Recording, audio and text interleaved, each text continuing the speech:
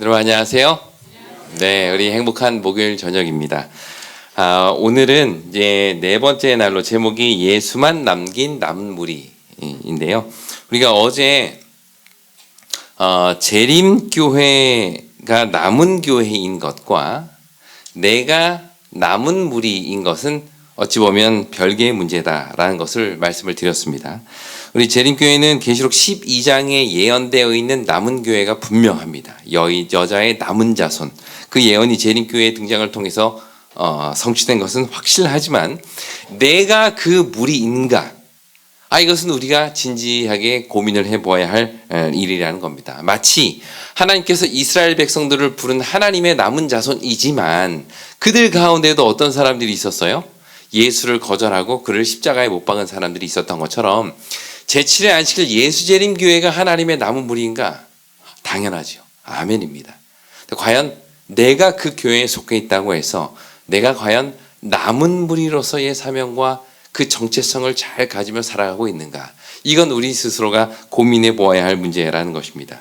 그래서 우리 교재, 여러분이 가지고 계신 이 교재 179페이지에 보면 이런 말씀이 있어요. 마지막 남은 무리는 교회보다 누구를 더 사랑하는 사람들이래요? 하나님을 더 사랑하는 사람들이다. 내가 재림교회 교인이야 라는 자부심보다 내가 더 큰 마음으로 하나님을 사랑하는 사람, 그게 진짜 남은 무리다. 진리는 교회 그 자체가 아니다. 이게 무슨 얘기일까요? 제7일 안식일 예수 재림 교회 자체가 진리가 아니다. 교회는 진리를 알고 선포할 수 있지만 그 진리와 동일하지 않다. 진리는 교회와 어떻게 존재한대요? 저는 이 말씀 읽고 되게 좀 나름 충격적이었습니다. 남은 무리, 우리 재림교회, 이거 강조하면서 지금까지 우리가 이야기를 해왔는데 지금 분명히 이야기를 해요. 진리는 교회와 독립적으로 존재한다. 비록 이 교회가 다른 어떤 교회보다도 더 깊고 분명하게 이 진리를 이해하고 있을지라도 말이다. 그러니까 교회가 진리를 가지고 있는 것과 내가 그 진리 안에서 살아가는 것은 이건 별개의 문제라는 것입니다. 그런 의미에서요, 화이트부인은 남은 교회인 이 제7안식일 예수 재림 교회를 향하여 이 교회를 늘 어느 교회라고 이야기했을까요? 요한계시록 3장의 2장과 3장에 나오는 7교회 중에 이 남은 교회를 가리켜서 늘 어떤 교회라고 이야기했을까요? 라오디게아 교회예요. 여러분, 이게 납득이 좀 되십니까? 남은 교회면 남은 교회지, 이 남은 교회가 어떻게 뜨뜻미지근한 그 라오디게아 교회일 수 있을까요? 어떻게 남은 교회이면서 동시에 라오디게아 교회일 수 있느냐는 겁니다. 남은 교회는 마지막까지 이 사명을 가지고 정말 살아서 하나님의 계명과 예수의 믿음을 지키는 교회인데, 그렇다고 자부하면서 살아가는 우리인데 왜 화이트부인은 동시에 너희들이 라오디게아 교회임을 기억하라 라고 이야기했을까요? 화이트부인이 이렇게 이야기를 해요. 만일 라오디게아 기별로 대표될 수 있는 백성이 있다면 그들은 성경의 계시, 곧 큰 빛을 받아온 백성, 바로 누구래요? 제7일 안식일 예수 재림 교인들이다. 누가요? 라오디게아 교인들이요. 남은 무리고 남은 교회고 하나님의 특별한 사명을 가지고 있는 이 교회를 향해서 화이트부인은 너희가, 내가, 우리가 라오디게아 교회다, 이렇게 이야기를 하는 거예요.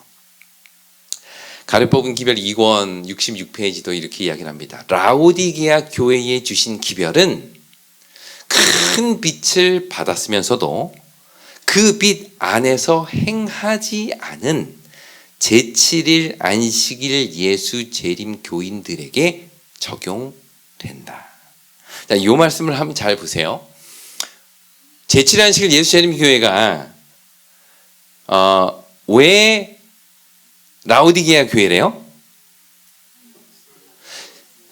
가진 빛이 없어서가 아닙니다. 그러니까 라오디게아 교회냐 아니냐의 문제는 진리를 가졌느냐의 문제가 아니라 뭐래요? 그 빛 안에서 행하느냐 행하지 않느냐, 이 문제가 바로 라오디게아의 문제였다는 것입니다. 우리 재림교회 주석도 이 라오디게아의 그 계시록 3장을 소개하고 해석하면서 이렇게 주석을 하고 있어요. 오늘날 교회에 이 기별, 라오디게아 교회의 기별이 주어졌다. 나는 우리 교인들에게 요한계시록 3장을 처음부터 끝까지 읽고 그것을 자신에게 적용하라고 권한다.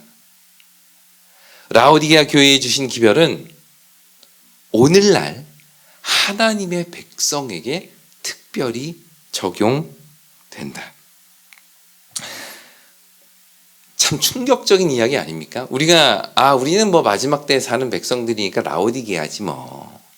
그 7교회 중에 가장 마지막 교회가 라오디게아 교회잖아. 그냥 단순하게 그렇게 생각을 했는데, 어떻게 생각해보면 남은 교회인데, 우리는 남은 교회인데, 하나님의 계명과 예수의 믿음을 지키는 자들인데 어떻게 라오디게아 교회가 될 수 있을까요? 그 이유는 아까도 우리가 살펴보았듯이 라오디게아 교회의 문제는 어떤 문제가 아니에요? 진리가 있냐 없냐의 문제가 아니라는 겁니다. 이 교회가 진리가 없어서 라오디게아 교회라고 하이브인이 이야기한 게 아니라는 거예요. 받은 큰 빛은 분명히 우리 안에 있습니다. 라오디게아 교회의 문제는 거룩함의 결핍인 거예요. 그 받은 빛대로 살지 못하는 우리의 삶. 그게 뭐예요? 그게 바로 라오디게아 교회의 모습이라는 것입니다. 엘렌 화이트는 하나님의 성령이 점점 재림교회에서 떠나가고 있다, 이렇게 경고를 수없이 했습니다. 그녀는 이 백성이 깊이 잠들어 있고 세상의 절박한 필요, 그러니까 세상이 원하는 그 새천사의 기별을 전하는 그 절박한 필요에 대해서 뭐라고 표현했는가 하면 소름 끼치는 무관심을 보이고 있다. 우리 재림교회가 남은 백성인데, 그리고 스스로도 그렇게 생각하고 자부하고 살아가는데, 이 당시 화이트 부인의 눈에 보기에도 그 당시 재림교회의 모습이 정말 소름 끼치도록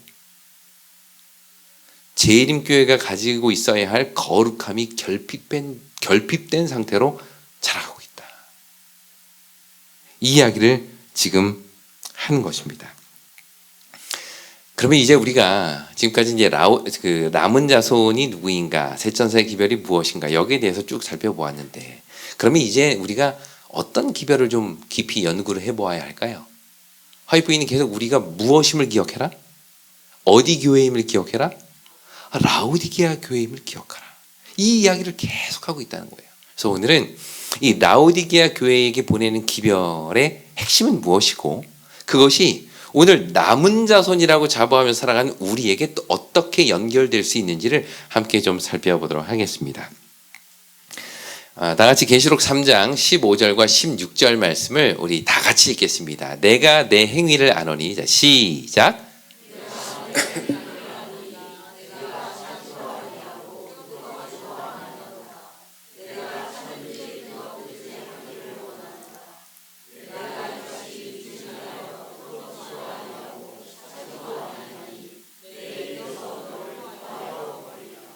네, 고맙습니다. 지금 이 라오디게아는 보통 이제 7교회 기별들을 쭉 살펴보면 보통 처음에 무슨 이야기를 많이 하셔요?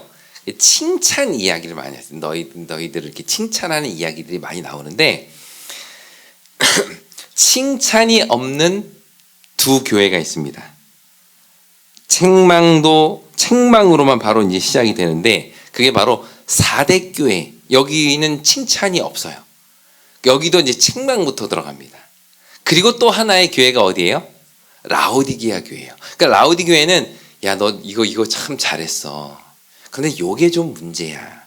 이런 식으로 이제 예수님께서 말씀하셨는데 이 라오디게아 교회의 모습을 보면 칭찬 한마디 없이 처음부터 강력한 책망의 메시지를 주십니다. 근데 그 내용이 뭐예요?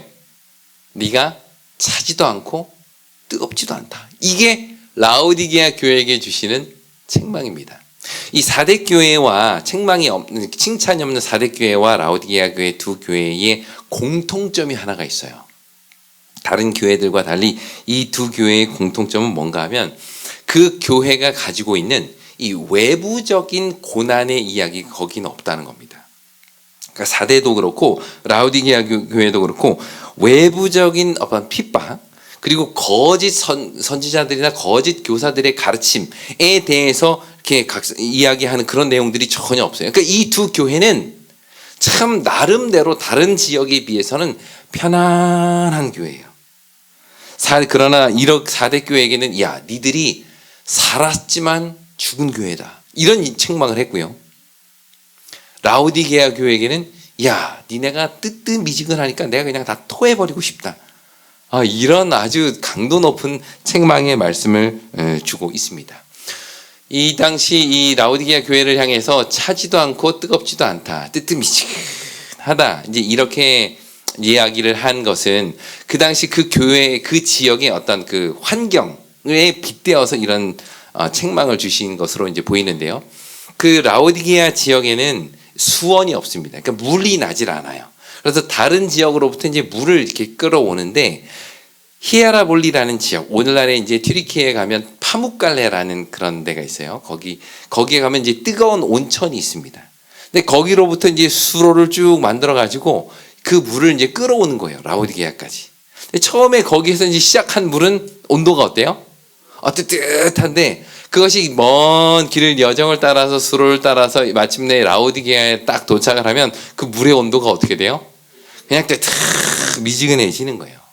너희들이 마치 이렇다는 겁니다. 그렇다면 여기서 말하는 이 뜨뜻미지근한 상태는 어떤 상태를 이야기하는 걸까요? 뜨뜻미지근하다. 아마도 뭔가 열정과 어떤 간절함이 없는 그런 신앙의 상태.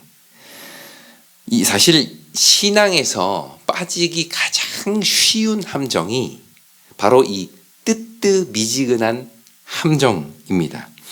완전히 삶을 보면 완전히 세상적인 삶을 사는 것도 아니고 그렇다고 또 정말 신실하게 진실되게 신앙 안에서 사는 것도 아니고 이름은 제7일 안식일 예수재림교회 장로인데 그 삶은 밖에 나가면 그냥 박사장이에요. 여기 박사장님 안 계시죠?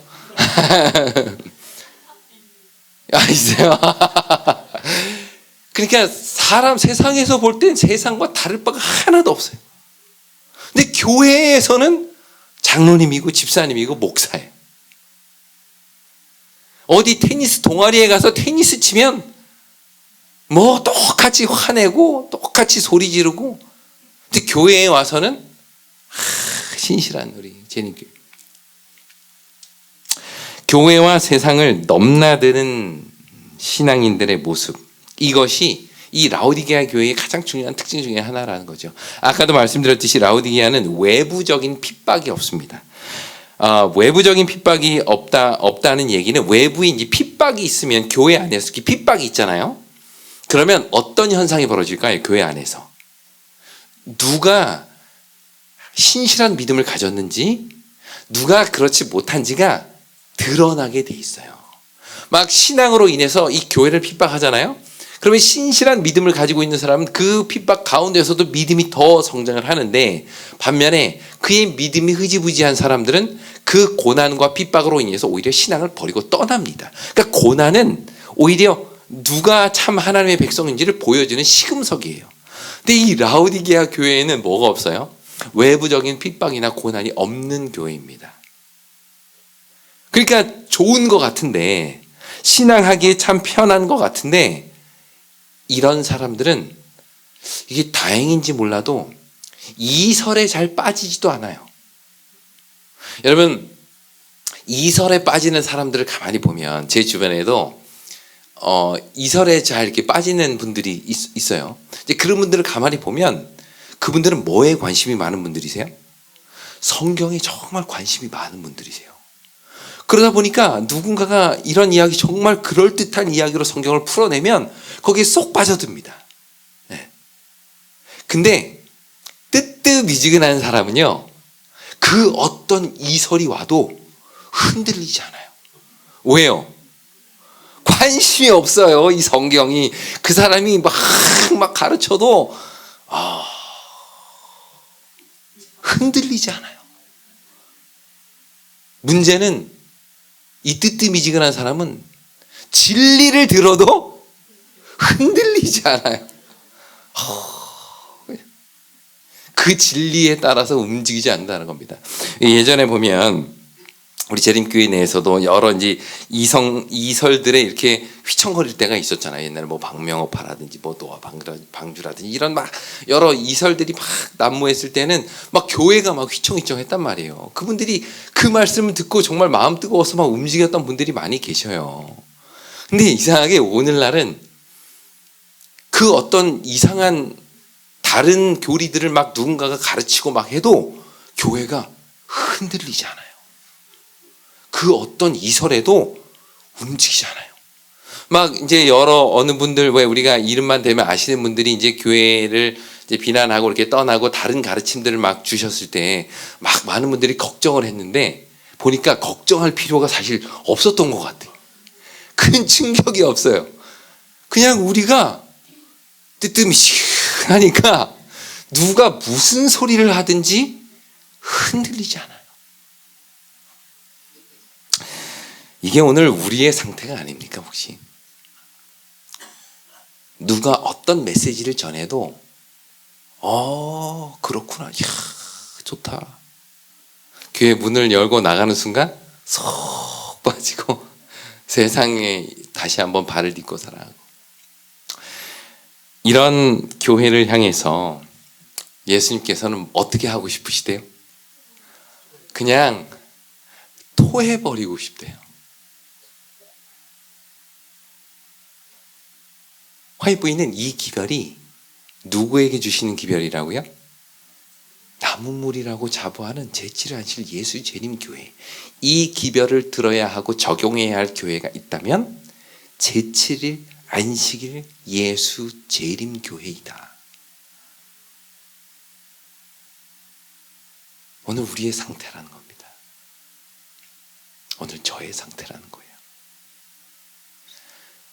제가 이 설교를 준비를 하면서 지난 몇 개월간 저의 삶을 좀 돌아봤어요. 제 머릿속에 가장 많이 채우고 있었던 게 뭘까? 남은 자손이 가져야 할 그 세천사의 기별을 전하는 사명? 그거는 언제 제 머리를 가장 많이 채웠을까요? 이 사경의 강목 준비할 때 그거 막 가득 들어오다가 그걸 덮고 나면 온갖 세상의 걱정과 여러 세상들의 생각들이 그냥 저의 삶을 계속 채워가고 있는 것을 저 스스로가 보게 됐어요.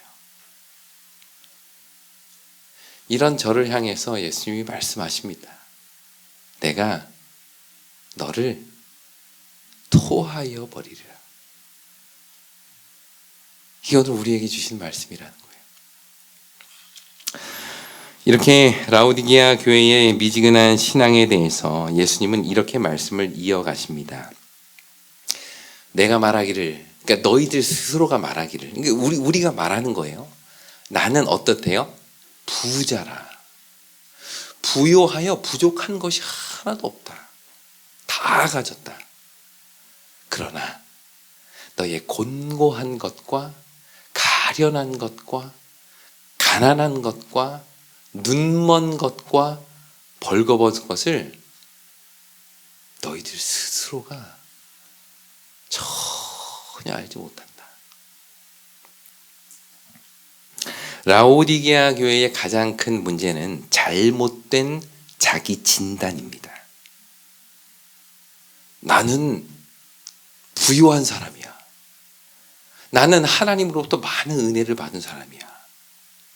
나는 모든 진리를 다 가지고 있는 재림교회 성도야. 그 어떤 교단보다도 하나님께서 주시는 진리에 가장 가까운 교회, 그 교회야. 그러나 이것이 예수님 보시기에는 어떻대요? 곤고하고 가련하고 눈 멀고 벌거벗고 예수님의 눈에 볼 땐 그렇다는 거예요.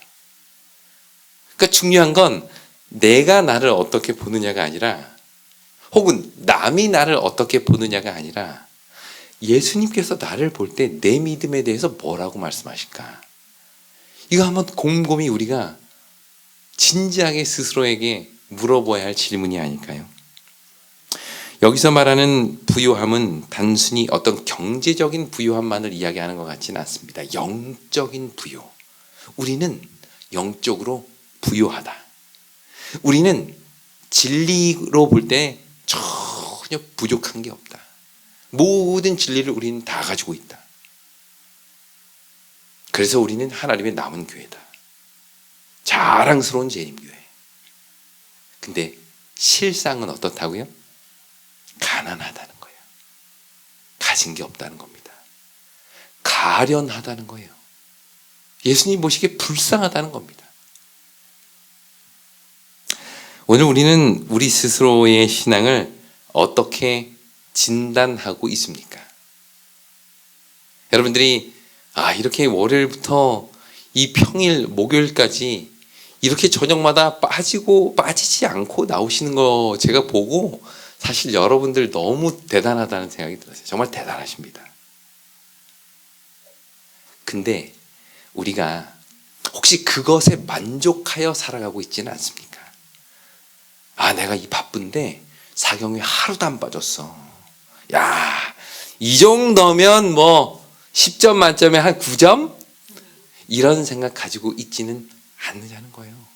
우리 스스로는 우리를 나는 괜찮은 목사야. 그래도 나는 괜찮은 장로야. 이 정도 내가 헌신하잖아. 나는 좀 그래도 우리 교회에서도 나는 좀 그래도 제일 잘하는 집사 아니야? 이 정도면? 그런 우리에게 예수님이 말씀하신다는 거예요. 넌 왜 너가 가난한 걸 모르니? 왜 궁핍한 걸 모르냐?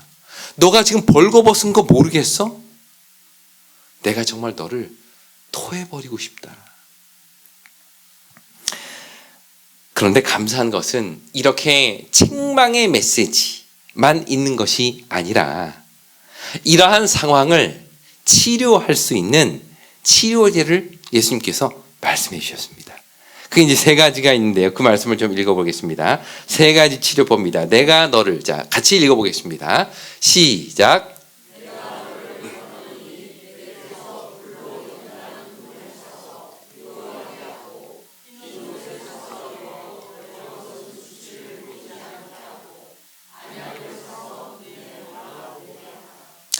네, 여기 보니까 제일 1번 첫 번째 치료제는 뭘 사는 거예요?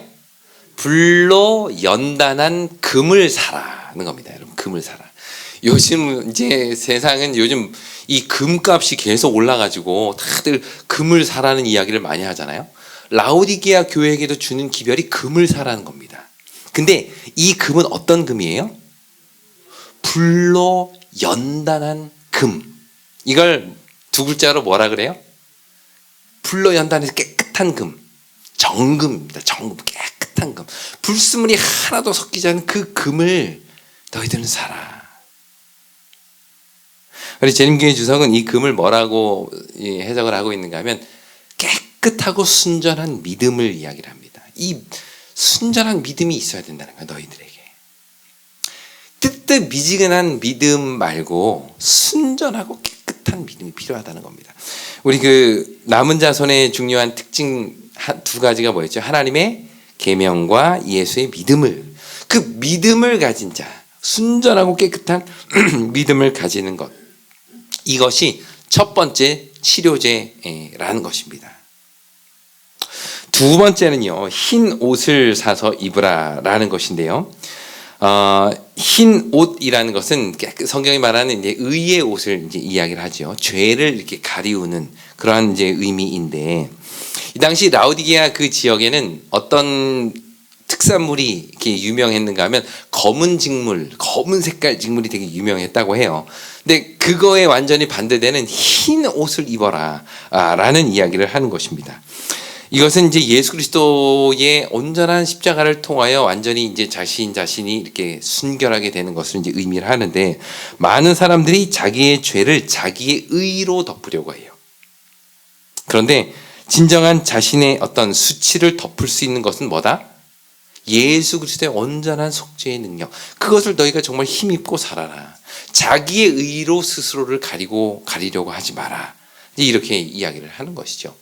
우리 최초의 인류가 죄를 짓고 나서 수치와 부끄러움을 느꼈습니다.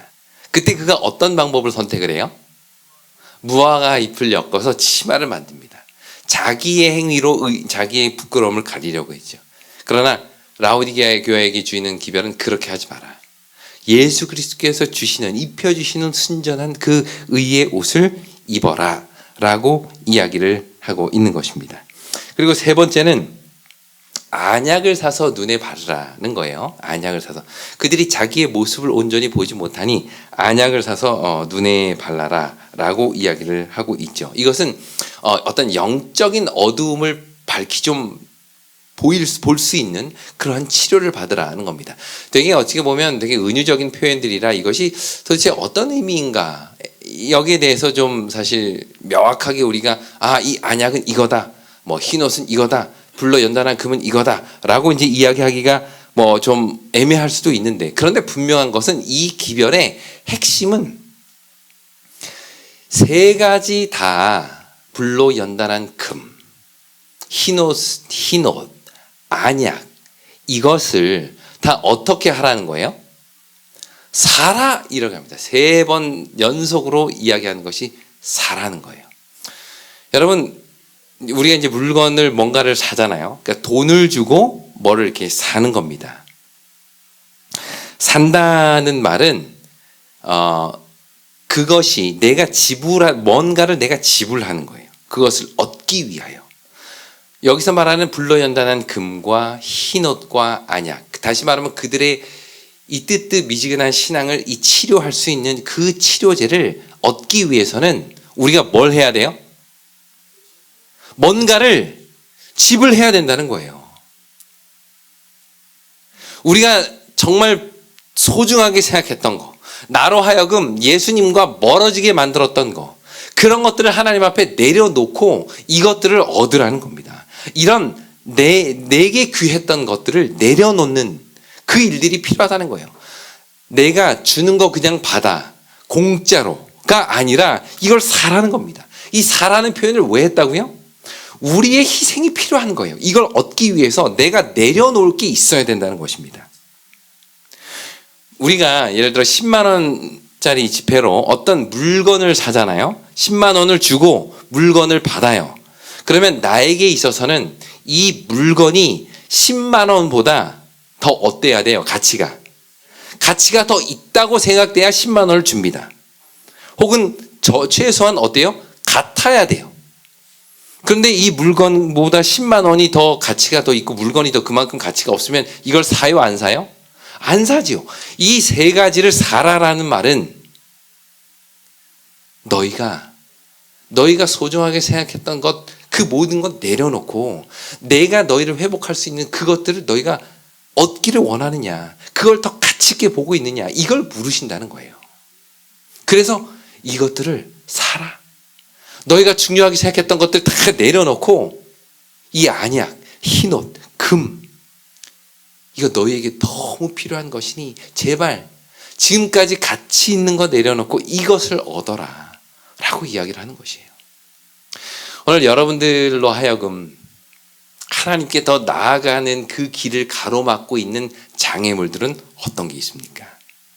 여러분들의 생각 속에 그리스도를 따라가지 못하도록 막는 여러 다른 더 중요한 생각들이 얼마나 더 많이 있습니까? 그것이 무엇입니까? 오늘 하루 지내면서 여러분들의 머릿속에 가장 오랫동안 남아있는 건 무엇이었냐는 겁니다. 그걸 주고 그리스도께서 주시는 이 치료제를 사라는 거예요.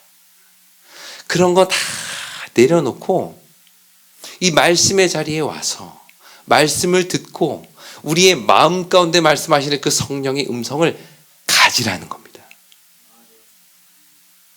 근데 이거를 누가 팔아요? 이거 누가 판대요, 이것을? 이 금, 흰옷, 안약, 이거 파는 사람 누구예요? 여기 18절에 보니까 내가 너를 권하노니 이거 누구한테 사래요? 내게서 사라는 겁니다. 내게서. 예수님이 이 모든 치료제를 다 가지고 있어요. 그거 내가 주겠다는 겁니다. 근데 그냥 주면 너희들이 가치 있는 줄 모르니 내가 너희에게 나아가는 그 길을 막고 있는 너희들에게 있어서 가장 중요한 우상들 그거 내려놓으라는 거예요. 그리고 내가 너희들을 위하여 준비한 이 치료제를 내게서 사라. 내게서. 내가 줄 테니 나에게 와서 그것을 받고 이제는 이 고귀한 정금, 깨끗한 흰옷, 또 우리의 눈을 분명히 뜨게 하는 이 안약을 통해서 이제는 좀 뭐 해라? 좀 치료되라. 좀 뜨거운 신앙을 회복해라. 이것이 오늘 이 라오디게아 교회에게 주는 기별이라는 것이죠. 그러나 여기에서 정말 감사한 것이 한 가지가 있습니다. 그게 무엇인가 하면 이 기별 가장 마지막에 이 19절에 예수님께서 이런 말씀을 하셔요. 우리 다 같이 읽어보겠습니다. 자, 시작.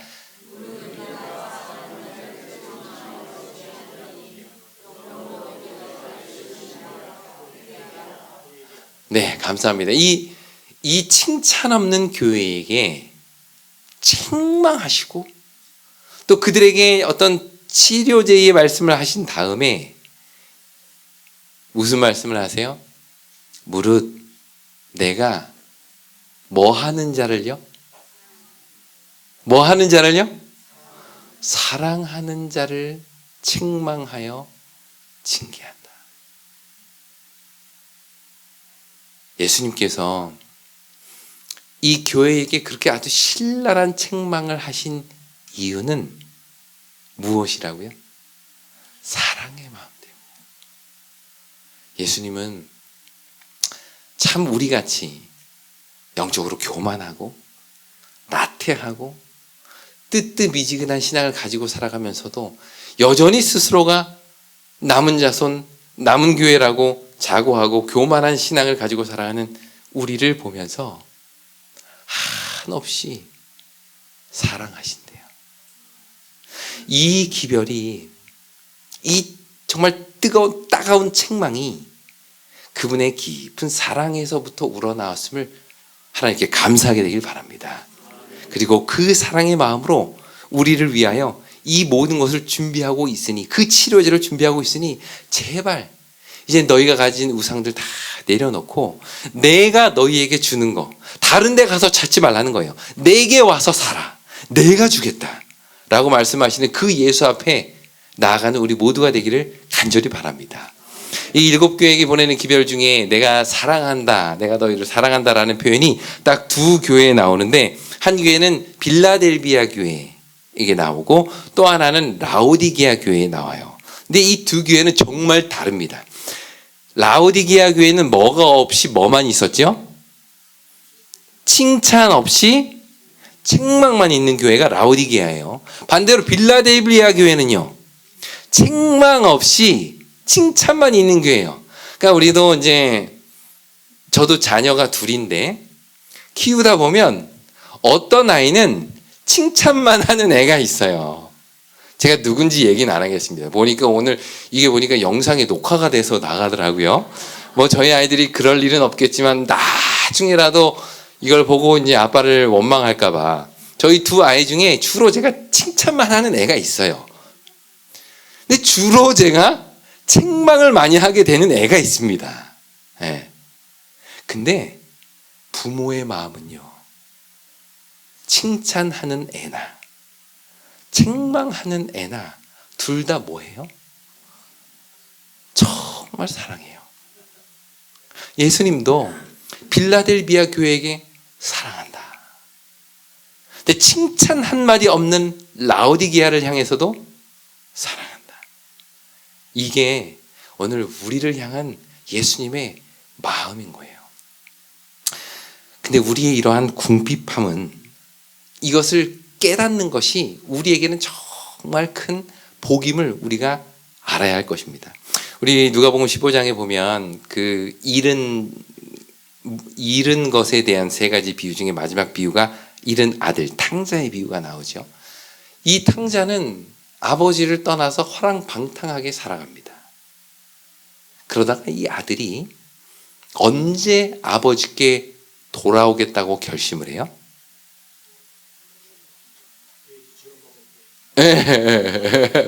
언제요? 그가 비로소, 성경 표현에 보면 어떤 표현이 나와요? 그가 비로소 뭐 한지라? 궁핍한지라. 궁핍한지라.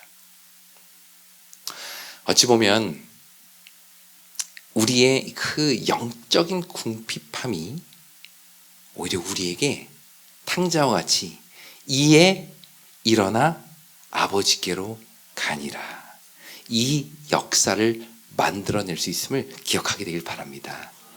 우리의 영적인 벌거벗음, 영적인 가난, 주님은 이걸 제발 우리가 깨닫기를 원하세요. 남은 교회라고, 남은 무리라고 자고하고 교만해서 그냥 나는 부요하다, 이 정도는 신앙 잘하고 있다, 이렇게 생각하며 살아가고 있는 우리에게 너희는 가난함을 알아야 돼. 너희가 지금 궁핍하다는 걸 기억해. 너희는 지금 벌거벗었어. 영적으로 지금 너희들은 너무 나태해 있다. 내가 정말 토해내고 싶어. 그런데 그 궁핍함을 깨달았다면 누구에게로 와? 내게로 와라. 내가 너를 사랑하는 마음으로 책망하니 이제는 그 뜨뜻미지근한 신앙을 버리고 뭐를 내라? 열심을 내라. 뭐 하라? 회개하라. 회개하라.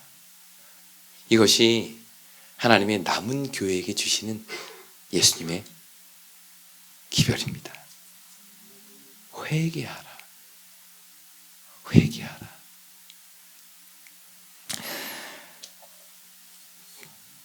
화이트보이는 사도행적에 하나님의 교회에 대해서 이런 메시지를 기록하고 있습니다.